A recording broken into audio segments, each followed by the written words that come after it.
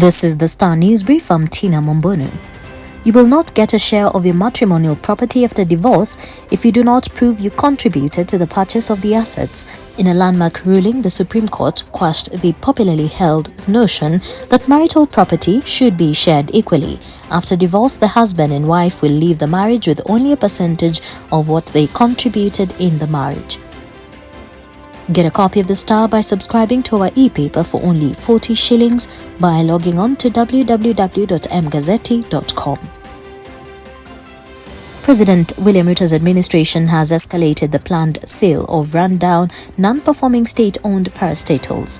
The Kenya Kwanza team has set the ball rolling with an urgent call for members of the public to give their input on a proposed law that will guide the sale. Ruto's administration has proposed to upgrade the Privatization Commission into an authority in a move that also underlines his keenness to realign state agencies to deliver the hustler agenda. The new bill by the National Treasury seeks to create an entity to be known as Privatization Authority to be run by a board. In a bizarre burial feud arbitrated by a Thika court, a Juja billionaire will be buried astride a fence that separates his two homesteads where his two widows live.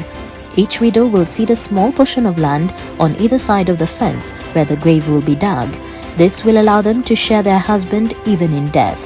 The deceased, Christopher Mbote, one of the wealthiest people in Juja, lived with his two wives on a 2.5-acre prime land in Juja town with the homes separated by a wooden fence. Operations in 7 bars in Murang'a County have been stopped for selling counterfeit alcoholic drinks. County Police Commander Ali Nuno said during the last raids they conducted since last month, 5 bars in Murang'a South and 2 in Murang'a East were barred from operating after they were found selling assorted counterfeit liquor brands. Nuno, speaking after a raid in some bars in Murang'a South on Wednesday, said the confiscated alcohol was found with fake excise stamps. And Kenya Airports Authority kicked out Kenya Reinsurance Corporation from a prime land near Jomo Kenyatta International Airport, sparking an audit query. Auditor General Nancy Gathungo has flagged the events which detail how Kenya Re is staring at a possible loss of 1.6 billion shillings worth of investment in properties that are subject to disputes. Kenya Re owns a parcel near JKIA valued at 720 million shillings but was barred from accessing the property.